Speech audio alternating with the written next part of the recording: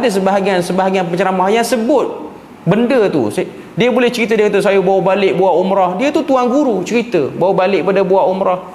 Saya ada dengar satu ceramah Wahabi Tuhan ada muka. Saya tak tahu, sebutkan nama syekh tu, kita apa dia bahas.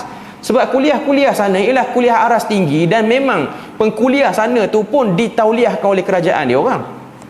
Kalau benda tu betul seperti mana yang dia orang sebut, kita boleh bawa kepada pihak sepatutnya.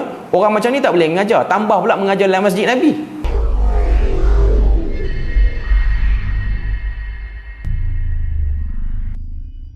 Cuma kita doa pada Allah Ta'ala supaya madrasah masjid ni dia boleh berubah dari semasa ke semasa, dan tak dinafikan dengan bangkitnya media sosial yang semakin hangat sekarang ni, menyedarkan sebahagian masyarakat untuk mengubah pengisian di masjid dan surau supaya lebih mantap isinya, lebih serius perbahasannya, dan kurang unsur-unsur humor yang melampau. Sebab dulu dia ada trend, asal kuliah je mesti nak kena ada lawak. Dia tak salah, tapi kalau dia melebih, dia tak sampai pada target sepatutnya. Ada sebahagian orang dia rasa kita kena datangkan penceramah yang pandai mengambil hati pendengar. Orang muda ramai datang, okey, tapi tuan-tuan kena tahu, orang muda ni dia akan meningkat umur, dan dia pun akan belajar, dia akan tengok tempat-tempat lain.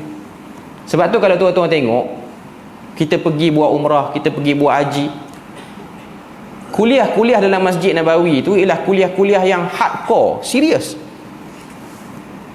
Di Masjid Nabawi tu, walaupun orang tuduh dengan Wahabi apa semua, dalam tu dia tak bahas pun isu ni. Dia bahas tentang kitab mazhab Syafi'i, dia bahas. Melainkan yang cakap tu, saya tak tahulah, ada sebahagian penceramah yang sebut benda tu. Dia boleh cerita, dia kata saya bawa balik buat umrah. Dia tu tuan guru cerita bawa balik pada buat umrah. Saya ada dengar satu ceramah Wahabi Tuhan ada muka. Saya tak tahu, sebutkan nama syekh tu, kita apa dia bahas. Sebab kuliah-kuliah sana ialah kuliah aras tinggi, dan memang pengkuliah sana tu pun ditauliahkan oleh kerajaan dia orang. Kalau benda tu betul seperti mana yang dia orang sebut, kita boleh bawa kepada pihak sepatutnya. Orang macam ni tak boleh mengajar, tambah pula mengajar dalam masjid Nabi. Tak tahulah sebut tu atas dasar ada rasa tak puas hati ataupun tak suka dengan aliran tertentu. Tapi tak sepatutnya satu orang dia boleh sebut benda seperti itu. Sebab zaman sekarang orang boleh cek, okey, mana kuliah tu, di mana, kitab apa. Cuma yang jadi problemnya, sebab kuliah tu dalam bahasa Arab, tu yang orang kita tak berapa minat nak pergi. Ada kuliah dalam bahasa Melayu, tapi tak banyak sebanyak kuliah bahasa Arab tu. Okey. Cuma pengalaman saya sendiri lah, saya pergi. Dia laras yang serius dan berat. Tuan-tuan, saya pernah duduk satu daurah dalam Masjid Nabawi ni zaman belajar dulu. Kita pergi buat umrah daripada Jordan ni. Sebab kita yang bukan belajar Madinah ni memang tak dapat peluang nak masuk kuliah talaki tu, melainkan kena pergi umrah. Kebetulan pergi umrah tu ada daurah daripada Syekh Saleh Al-Usaimi, hidup lagi. Syekh Saleh Al-Usaimi ni dia buat daurah, kitab daurah tu tebal-tebal ni, free.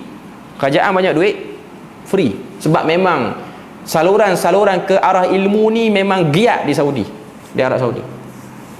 Syekh mengajar sampai pensan.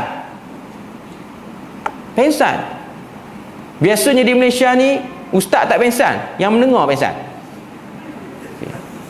Syekh mengajar sampai letih, lepas subuh, daripada lepas subuh sampai sebelah tengah hari, sebelah pagi, lepas zuhur sampai asar, pack 2 minggu, dan tak ada lawak, tak ada apa, baca matan syarah. Syekh tu nampak letih, tapi himmah, kesungguhan. Kita rasa macam duduk dalam majlis-majlis zaman-zaman dulu. Itu nikmat dia. Okay. Tapi malangnya ada sebahagian asatizah yang kita pun tak tahu. Kita tahu dia pergi buat umrah, tapi yang dia boleh cek, okey, ni kuliah tak betul. Sedangkan kita tengok dia buat live di kedai makan entah mana-mana, ambil gambar tengah makan nasi unta. Bila yang dia pergi talaki di Madinah tu? Okay. Jadi ini hanya lebih kepada propaganda semata-mata. Saya nak katanya, apa yang disebut oleh penulis ni pada muka surat 76 tu, itulah keadaan majoriti umat Islam, bukan di Malaysia, bahkan di seluruh negara pun, di seluruh negara orang Islam macam tu lah. Dulu masa bukan dulu, baru ni viral di Mesir salat hari raya Idul Adha. Dalam saf tu laki perempuan bercampur, laki perempuan di Mesir. Tapi dengan sebab benda tu berlaku di Mesir dan ustaz-ustaz di Malaysia ni ramai belajar di Mesir, dia punya hentaman tu tak kuat macam di Arab Saudi. Saya pun tak tahu kenapa ketidakadilan ni sangat jelas dilihatkan, digambarkan. Bila mana ada orang petikai, ni kenapa orang Mesir ni salat macam ni? Tiba-tiba adalah beberapa orang kata apa, ustaz-ustaz yang keluaran daripada Azhar. Saya pun tahu itulah realiti yang berlaku di Mesir. Dia kata orang-orang Mesir ni majoriti mazhab dia orang ialah mazhab juhala, iaitu orang-orang awam tak tahu apa. Yalah, memang kita akui benda tu memang berlaku pun. Okay. Cuma bila mana datang yang belah yang kita tak setuju tu, dia angkat video dia, dia uploadnya macam-macam. Kalau datang yang belah Saudi tu, dia punya nak buruk atau macam-macam. Tapi belah Mesir jelas pun tak betul. Tapi tak ada pun orang hentam sampai macam tu. Okey.